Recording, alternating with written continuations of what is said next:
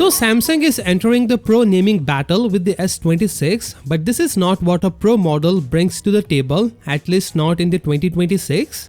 Recently we got our first render for the Galaxy S26 Pro and I really like the design that Samsung has chosen this time. So the Galaxy S26 Pro leaks are everywhere right now and I have been digging through all the rumors. And let me tell you, when I first heard Samsung was bringing a Pro model to the S26 series, I was hyped, but after seeing what we're actually getting, well, let's dive in.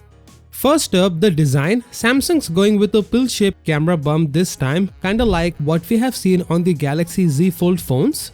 The display bumps up slightly to 6.3 inches from the S25 6.2 inches.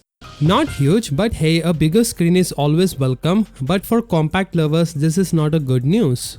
And finally they are also adding Qi 2 magnetic charging, which is actually pretty cool. The phone gets a bit taller and wider but also thinner at 6.96mm. Now for the specs, we are looking at a Snapdragon 8 Elite 2 or 8 Elite Gen 5, whatever it will be called later, which sounds powerful. RAM jumps to 16 gigs up from the 12 gigs on the S25. The battery gets bigger to 4300 mAh versus 4000 mAh. On paper this sounds like a solid upgrades, right? But here is where things get interesting.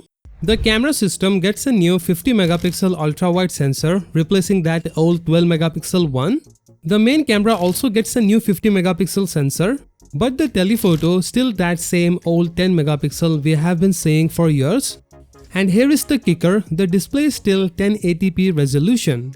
And this is where I need to be real with you guys. When I heard Galaxy S26 Pro, I was expecting Samsung to really step up their game. I mean, Pro suggests premium flagship level features, right? But looking at these upgrades, it feels like Samsung just slapping the Pro name on what should have been the regular Galaxy S26.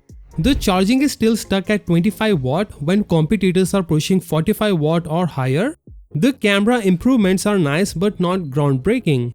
Here is my take, Samsung is playing it way too safe with the S26 Pro.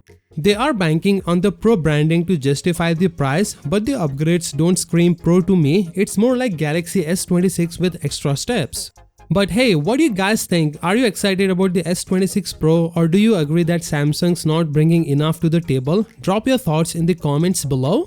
With that being said, subscribe if you like and I will see you in the next one.